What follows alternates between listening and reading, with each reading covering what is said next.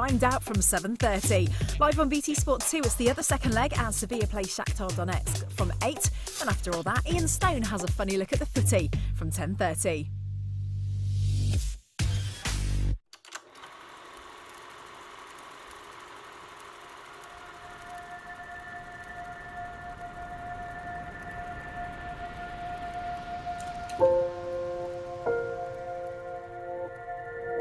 You couldn't help but being inspired, like to want to play and to play well. Yeah. Ticket holders, tickets, all got tickets? The ground and the club are special to me because, very simply, the memories stay forever. You can see the crowds flocking in there and the place absolutely jumping, everyone's singing Bubbles. I've played all round the country and all round the world, and they're the greatest bunch of fans I know. It's part of my life. You know, I spent 19 years playing for the club I supported. A word that I would use is probably soul. When you play for West Ham, it is the best place on earth to play football. It's a fantastic, fantastic club. And I don't know really what to say. It's great coming back. It's always been somewhere that's always been close to my heart. It was dreamland, really. If you give your best on the field, they're gonna remember you for many years to come. I love the place. I know everyone here, obviously, and I've never really wanted to play for anyone else.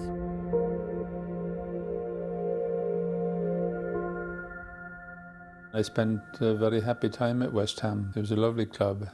I met some very special people, especially my wife. My wife's name was Anne Sheridan. She had the name of a film star, and I thought she was a film star at the time anyway.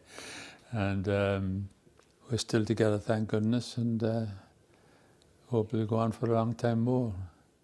They gave me £3 a week and £1 for a win and 10 shillings for a draw. I mean, it was shortly after the war. Rationing was still in place at the time. I wasn't in the first team at the time, and I went down to watch it after my supper and my digs. I was in digs at the time. And I just got down to the gate and someone dragged me in and said, "You're playing?" And I just had my supper, never mind, and said, "You're playing." So I played against Arsenal, and I had a good game, apparently. Upton Park was a big stadium to me because I come from Ireland, a small stadium with no big stand. And to play in front of a full house at Upton Park was a great experience. The atmosphere was great. West Ham, however, also had ideas about the cup, and they were 2 up when O'Farrell got the ball past 5.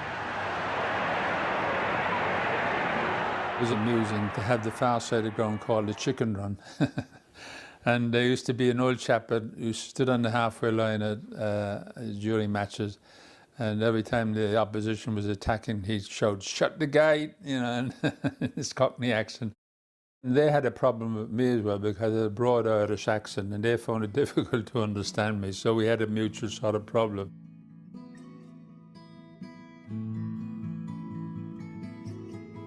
First thing comes to mind, not playing, it's painting the stand in the off-season. Coming home with my girlfriend saying I had more paint in my hair than finished up on stands here. We went in and we had to work all summer. And so we're painting the crash barriers that people leaned on, painting them claret and blue, cleaning out the old chicken run, you know, that was full up with rubbish and waste and money and all sorts used to fall through the slats there, you know.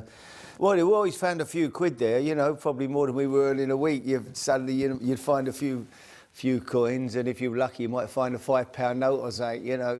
Standing room that side. Get your jackpot ticket, 6 each. When I came as a youngster, or late 50s it was, back in those days you could come with your dad, and brother was a bit bigger and taller than me, and I sort of let us go down the front.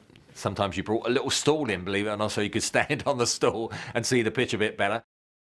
I left school just before my 15th birthday, and sort of grew up in the East End of London anyway, and Upton Park was only a bus ride from me. I lived in Poplar, so getting on the bus Going training every morning, stopping at a little cafe. We used to meet in a cafe or go round. Casatares was round the corner. We used to go to Kaz's and sit in there all afternoon talking about football or listening to the senior players talking about football. We used to talk tactics, moving the tomato sauce bottle and the vinegar bottle on the table with the players. In fact, my wife always knew I'd been there because I came home smelling of eggs and bacon. I'm sitting here talking to you now. I can see Paddy O'Leary, one of the groundsmen. Paddy lived in the ground. You know, that was them, just 3 of them. They had a lawnmower, they cut the grass. There wasn't hundreds of groundsmen like there are now and all out there digging the pitch at half time. The pitch was like a muddy within, you know, 8 weeks of the season starting. The band used to stand by the dugout as you come out. They'd stand there stamping their feet playing. And after 4 weeks of the season, there wasn't a bit of grass, about 40-yard, 30-yard area, where the band had just stood there and wore all the grass out. Rolling the pitch when it was very muddy, you had to roll it quite quickly because if it froze over, you wouldn't be able to play for another couple of weeks because there'd be jagged edges of mud sticking up. We had a bad winter one year and we spent 5 or 6 weeks training out on the car park every day. You know, the grounds were all snowed under. We used to have to clear the car park off of snow.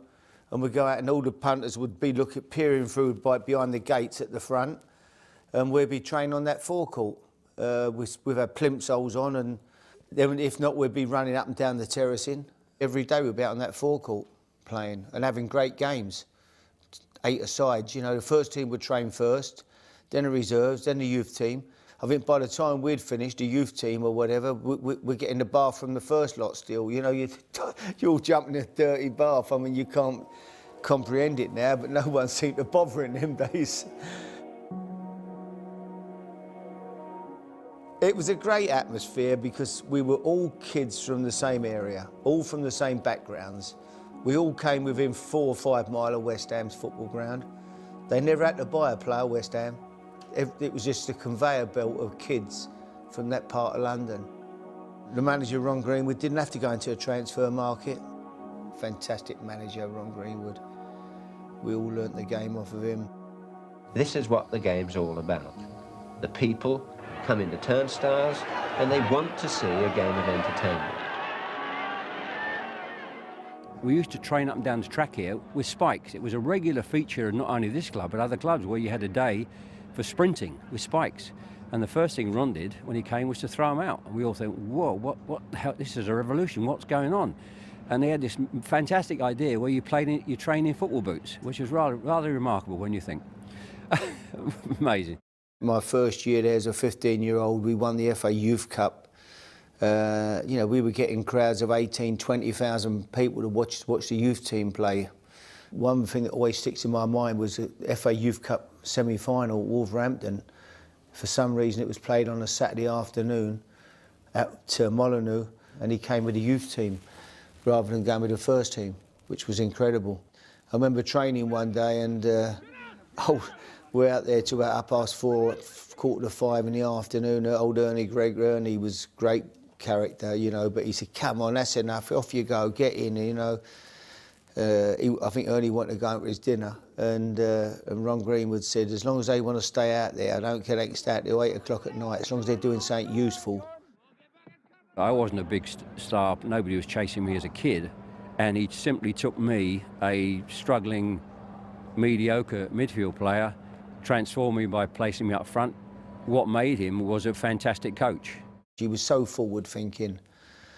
On another level, I've never met anybody as good as him, even to this day, who could come anywhere near him in terms of his knowledge and his coaching ability. He was fantastic. So to Wembley for the grand finale of the soccer season. Wilson takes it. Jeff Hurst shoots on the rebound, and Kelly just fails to save.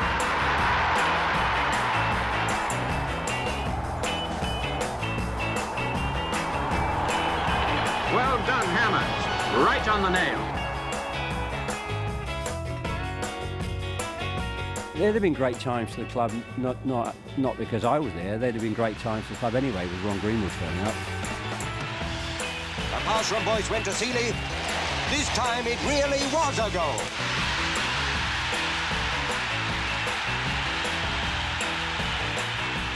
The whole country is proud of the Hammers. That's almost the starting point for anyone of my generation, that transition from second division, and then by the middle of the next decade we had won the FA Cup, Cup Winners' Cup, and were involved as key individuals, players, you know, with winning the World Cup. So it was a fantastic time to be associated with West Ham.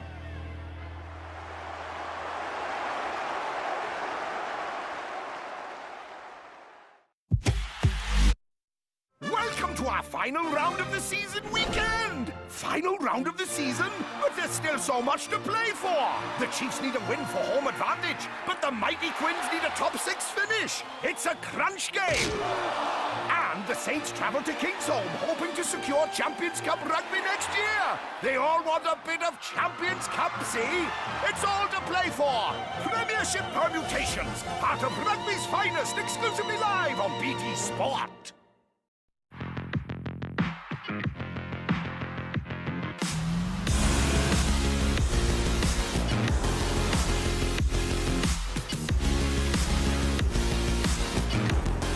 The first ever Infiniti Q30, born to challenge.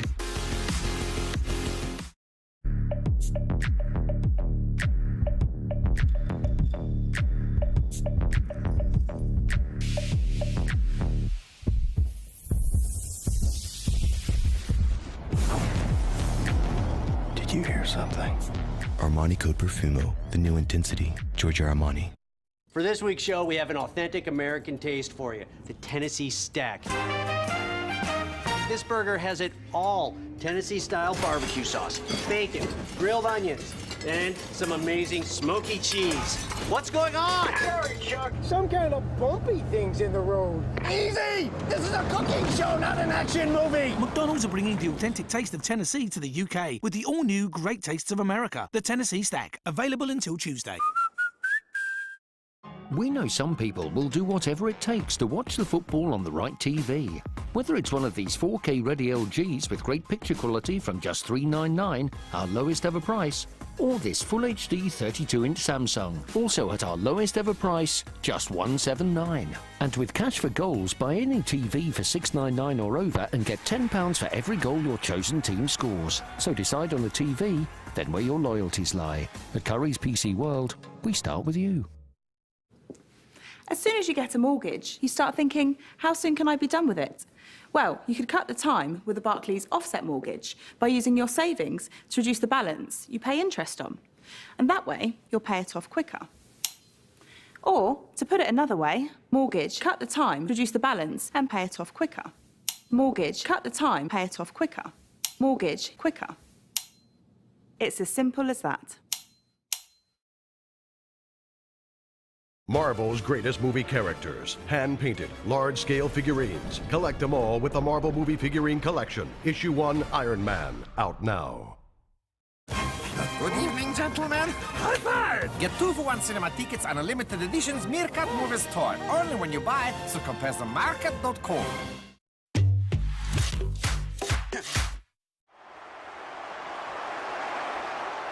What a sizzling start to a new soccer season for this West Ham United versus Chelsea match. A big crowd, a shirt-sleeved crowd. In fact, many places, a shirtless crowd. Here we are finishing the World Cup on the 30th of July. Within about 4 or 5 days, we were back at the club. There was no month off like we see today. And here come the 3 World Cup players coming out on the road. Bobby Moore, 5. Number 10, Jeff Hurst, the man who got the hat-trick. Number 4, Martin Peters. And the Chelsea players stand and applaud these 3 great stars of West Ham United and England, the world champions.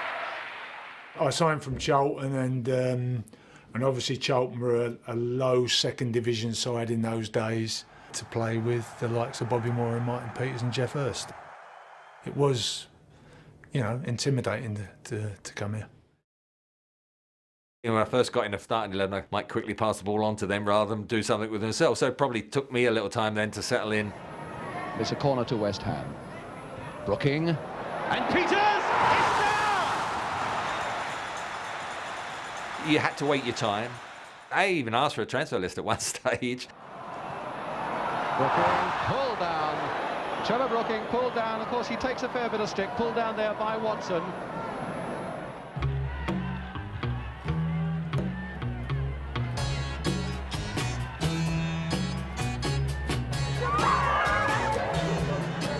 Here at West Ham, we are very lucky to have such a player as Geoffrey Hurst. To Hurst. Look at Hurst, beautiful poise and balance by this big man. Courage and strength are his greatest assets, but he's added so much control to that. My nickname here was Puffer, because every time I exploded a shot, my cheeks puffed out.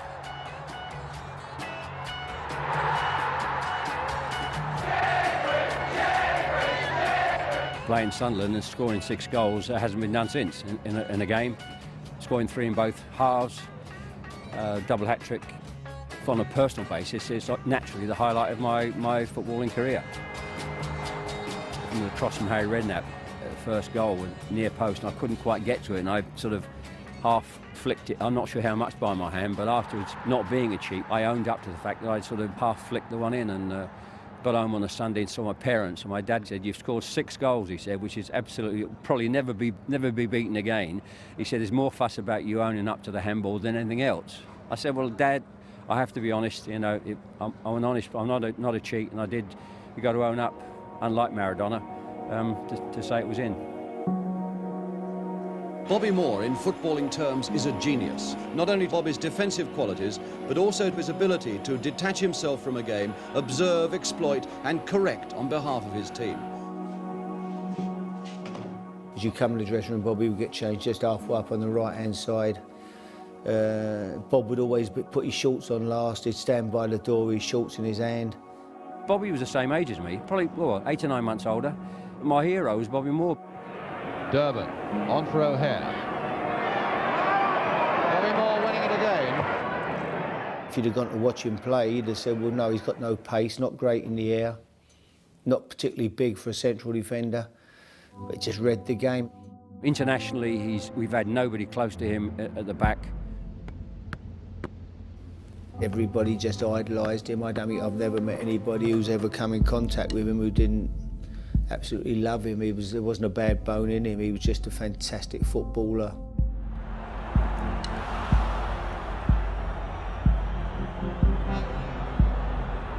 Moore sticking out that very experienced foot to turn it away into touch. Now Bobby Moore. They've got to go for more soon. A shot down by Moore. He was every kid's dream, wasn't he, really? He was this boy, you know, grew up to be captain England to win the World Cup at Wembley. Great captain of West Ham. He was the most incredible footballer. They were great times, great days.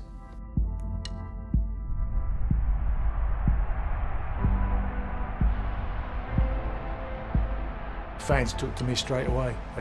They were always great with me, the fans. You know, in those days you had all the pubs and the docks all around the East End of London, and they were tough old boys, some of them, and I think they appreciated somebody who gave 100% and got his foot in a little bit, you know. But I did stick my foot in a bit, and I think they appreciated that in a player.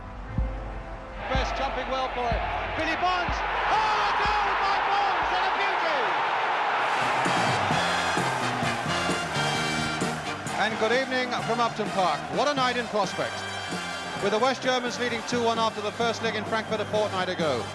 Can men like Trevor Brooking create enough in midfield to see West Ham through to Brussels and the final next month?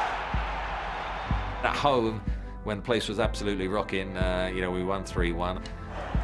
I scored a couple of goals, which helps. Chipped in again towards Brooking, and it's there! Brooking has done it!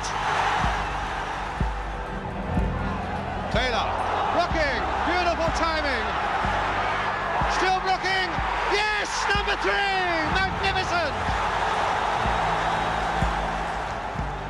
They saw us over the line, the crowd, and that's what they can do for you, this crowd, when they're really up for it. Trevor Brooking scored the 2 goals, one with his head and one with his foot. Everyone thinks the 1980 Cup final one was the only headed goal I ever scored in my career. I used to get one a season, honest. The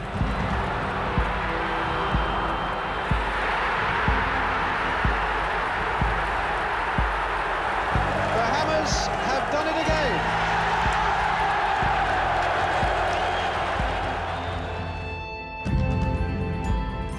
I arrived here 2 months after the great Bobby Moore had left to go to Fulham. And Billy Bonds had taken over from Bobby Moore as captain. And I was so aware how important the captaincy was at that time. 2 fabulous players. How do you follow Bobby Moore and Billy Bonds? I think I'd played about 30, 40 games, a young player. And I went to clear a ball and Billy Bonds tried to head it at the same time. And all I saw was a great big size 12 coming towards me, and it caught me under the eye and right down the bridge of the nose. And I think I must have slit his eye from here down to here with a big cut here on his head, and he went down on the floor, blood everywhere. I had a plaster down my nose, I had my plaster across my eye, and this is before I went to hospital and had the stitches. And I remember thinking, what have I just done? You know, I've just totally taken out my own player and one of the gods of West Ham. Billy had to go off, which was unlike Bill. He said I was carried off on a stretcher as well, I believe, didn't he? Well, I would never have been carried off in a stretcher. I would have always got off the pitch myself. Funnily enough, it wasn't that painful, if you know what I mean. Centre halves got broken noses and they got split eyes, and that was the way it went when you were a centre half. So you accepted all that.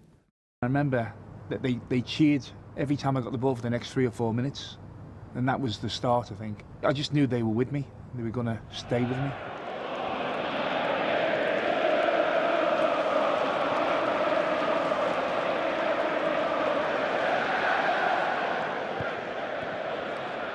I don't know who made this song, but it's a little bit funny because it's saying I came from Moscow, which is further from Czech Republic to Moscow than to England.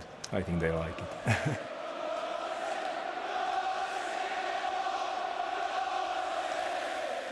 They can cut you in half with one cutting remark when they feel like it, and but when they're with you, there's nowhere better. And then if somebody else started giving us stick, they'd turn the other way, and you know, they'd want to defend us. If you're looking for reasons why you want to stay at this place and not move on to the Olympic Stadium, you might talk about the Chicken Run because of the intimacy of it, the closeness of the fans to the players. The fans could touch you on the back when you're taking a throw in. I mean, people offered you sweets and everything else. So I ball boyed on that Chicken Run, and I think I was about 14 at the time. And I never forget, the ball went out near me and I wasn't even looking. The fans were hammering me from behind because we was losing. I didn't chuck the ball in quick enough, and then I sort of realised what the Chicken Run was about. In the early days when I was a struggling and mediocre midfield player, my wife used to get quite irritated, and when people made an objectionable comment to me, she threw peanuts at them. This ground is scary, emotional, passionate. It was like a suffocating feeling. Everyone was right on top of you. The language wasn't choice. A lot of dockers over there, and I can still see the veins popping out their necks trying to get to me.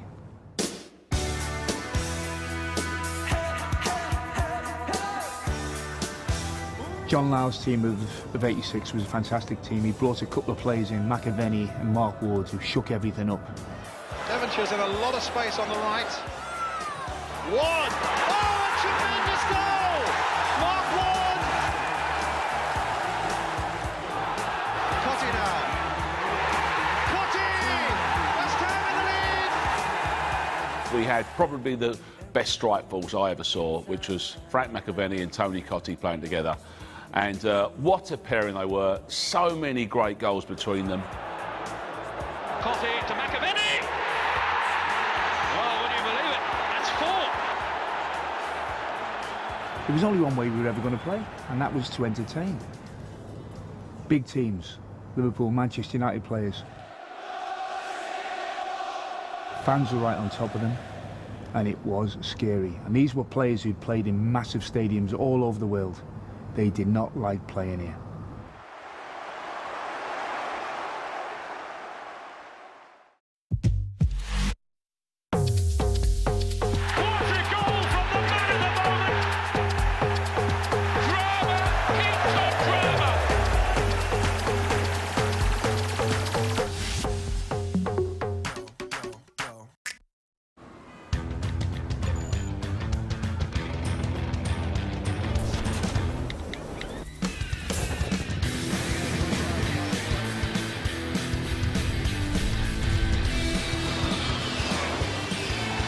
Strike.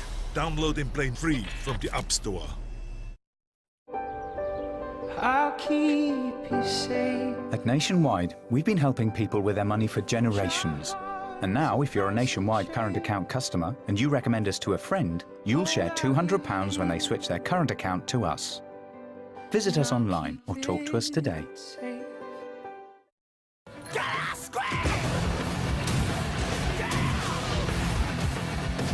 Doom. Pre-order now. PS4 for the players.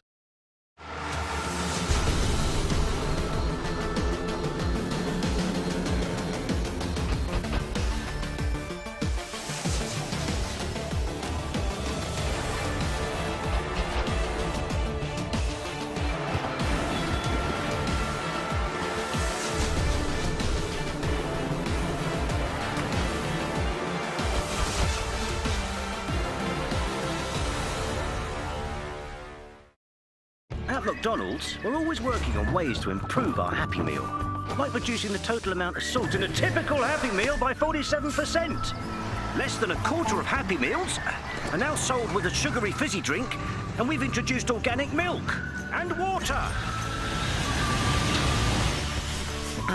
And we've made it possible to swap out fries for carrot sticks or fruit bags. We're always working on our Happy Meal to make it even happier.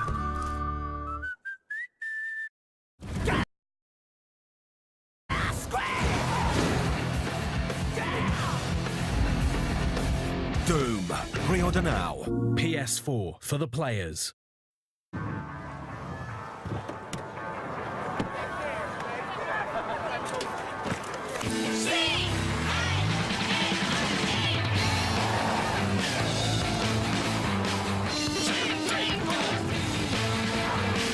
This is four-wheel drive ability fused with urban agility. This is adventure advanced. This is the Mitsubishi ASX. Mitsubishi Intelligent Motion. Marquez is flying in 2016. Marquez, class finish. But it's Lorenzo aiming for a record 6th victory at Le Mans. Jorge Lorenzo, the man in Le Mans. MotoGP of France, live only on BT Sports.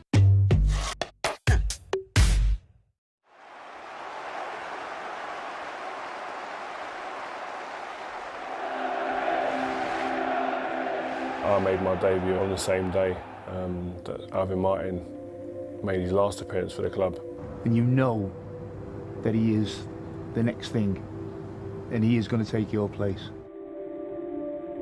That's the type of fairy tale you kind of write, if you could, him passing the baton over to me. And I seen a kid in training. I played a couple of reserve games with him, and I thought, wow, he's going to be some player. Goodbye, Alvin Martin. There was a big expectations on my shoulders coming into the first team, and I came on against Sheffield Wednesday. I remember the ball was bouncing about, and everyone knew me as this ball-playing centre-half who was good on the ball and liked to take people on and stuff. And my first touch, I smashed it into Rose Ed.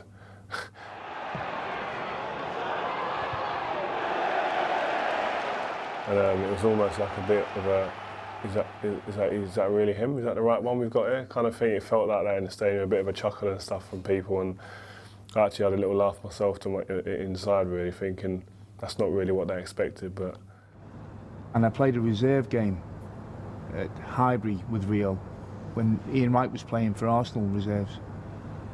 Rio did not give Wright a kick. And I sat on the coach going to the next first team game, and Harry said to me, "How did Rio play?" I said, "Harry, he's going to be some player." And he was. When the academy put out a fabulous first team for us, which would included Rio Ferdinand, Joe Cole, young Frank Lampard, Harry Redknapp in charge. It was a fabulous time to be watching West Ham. And that's what swayed me to come to West Ham. He said to all the young lads, they were going to play the young kids. You really felt that we were on the cusp, but that we were delivering. We were the academy. We were the team that brought these footballers through and played the beautiful game the beautiful way.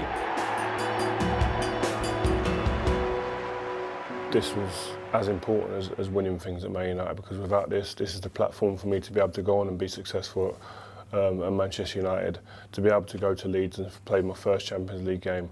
Without West Ham, that's not possible. I used to clean the away dressing room, and I remember poking my head around the corner, one of the doors one time. We played United, and they all turned around and said, "What do you want?" I said, "Look, do you mind if I come in and start cleaning up?" Because bearing in mind, I had to get about 4 different tubes home, and then buses to get home. And it was a midweek game. And I was thinking, I'm going to be well late. I'm going to miss the trains are going to stop, and I just got absolutely shouted out of the room, like, "Know your place." I used to come and watch as a youth team play as a schoolboy and watch the games. Dagenham Motors on the jersey. Loads of players I was thinking I'd love to be like him one day, the Alvin Martins, the Steve Pottses, the Dixies. Dixie used to just like never warm up. Warming up was part and parcel of being a footballer. You've got to warm up before you strike the balls, etc. Dixie just go in the bath, read the programme. A hot bath with 2 cans of Coke and a Mars bar. Nowadays, you've got a hot bath before a game and they look at you like you're a lunatic. They probably won't let you play. But I was lucky I didn't have to warm up. I could just go out at 5 to 3, just start smashing balls about.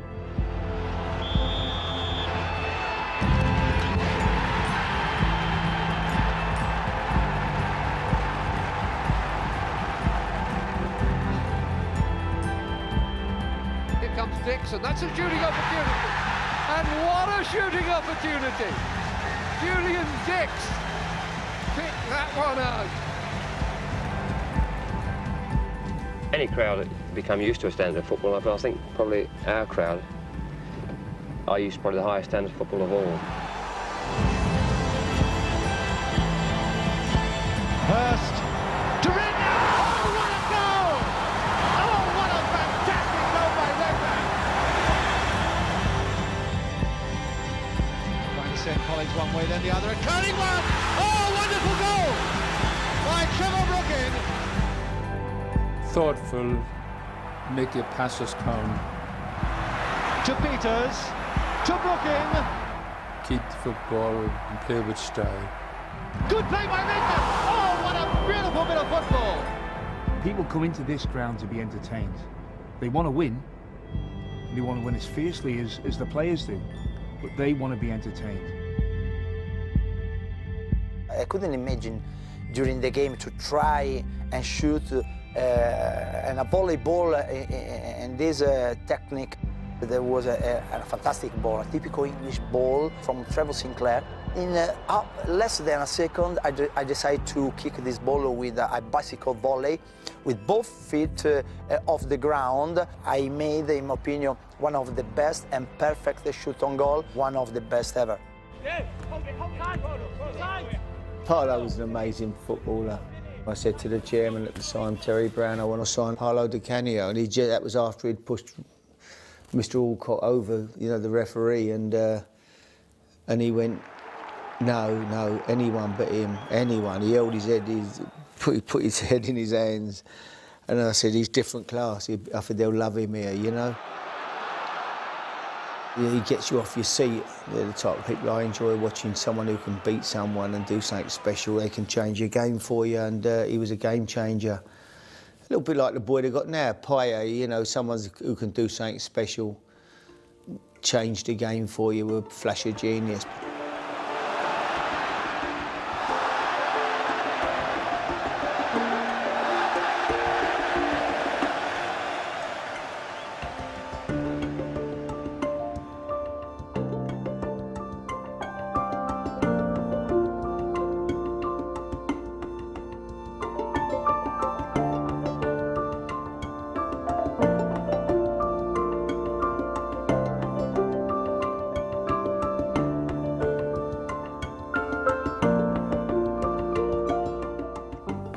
time I used to sneak in Upton Park and try and get in without a ticket when I was really young.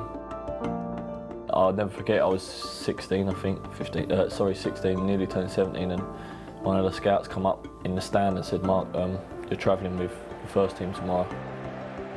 I'm the first one to say I'm not the best player in the world, or I ain't a Steven Gerrard or a player like that, but I've played under every single manager that's come to the club, and started every season, so that's a proud thing for me. It was so important because we was in the relegation fight. I was playing holding midfield that game, and I don't know why I ended up where I did. It come off my foot and I caught it sweet. I'll never forget Teddy said to me after, Teddy Sheringham was in the squad at the time, I was playing with him, and he said to me after, "When it come across, what was you thinking?" I said, "To be honest, Ted, I just wanted to hit it as hard as I could towards a goal." But he said, "You didn't try and pick a corner in that," and obviously he was a lot more experienced at scoring goals than I was, and that always stuck with me. That's why obviously he scored so many amazing goals, because he thought about where he was putting it instead of just smashing it like I did. That sort of kick-started our run of games to stay in the Premier League that year, that great escape. We got a great reception from the crowd.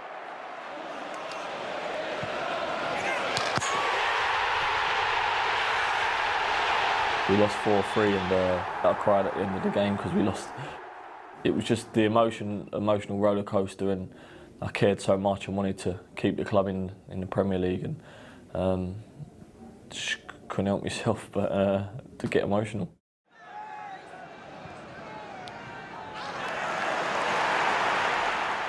And you're winning, and the crowd are behind you, and you make a tackle, and everyone goes mad over it. It's just amazing.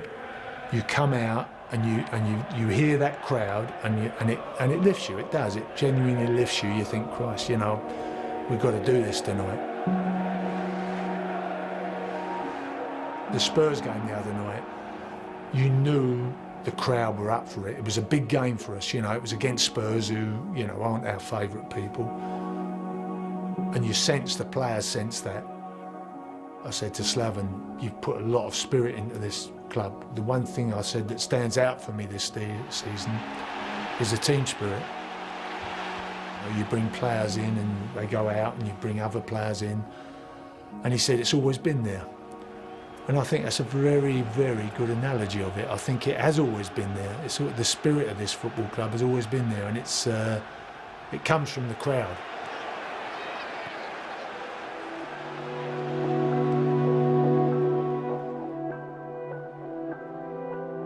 One of the great things about grounds like the Boleyn Ground is that they're right set in the middle of a community. They are in the middle of the back streets. It's sort of cheek by jowl existence, which gives you that kind of intimacy. People live and work and breathe all around this ground 7 days a week. So many people that have grown up here, they're going to miss it.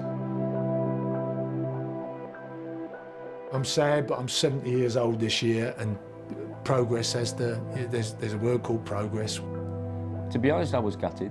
I'm not going to sit here and lie to you. I was gutted, but if the Olympic Stadium is half as good as Upton Park, then it'd be a fantastic place to play football.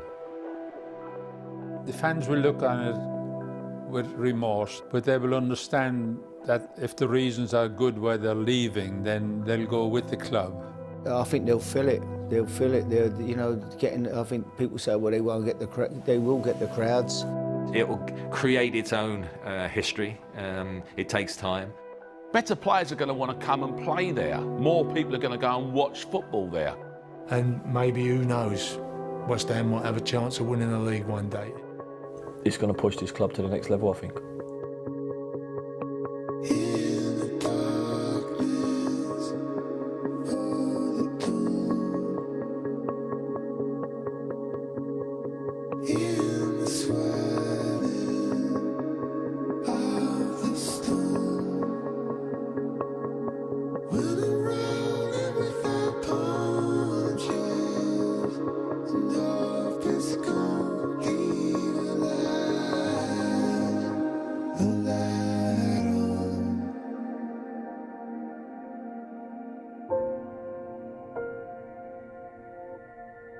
I can still imagine me playing games. That comes back, like the vision comes back when I played. I look upon this ground, this club, simply as my home. Been a massive part of my life. Leaving school just before my 15th birthday and going there. So yeah, I grew up there. I would say to any supporter, it's your club, follow your club wherever it goes. What's in store today? We could be brilliant, beat anyone, and we could be hopeless and lose to anyone. So I wonder what's in store today. Blimey, where have the last 38 years gone? Any player that walks out onto this pitch in front of these supporters instantly has their respect. For me, it was the best 11 years of my life. It was out of this world. West Ham always will stay in my heart, and that will be my number one club for forever. I'm forever blowing bubbles on the tannoys, coming out the speakers, the chicken run.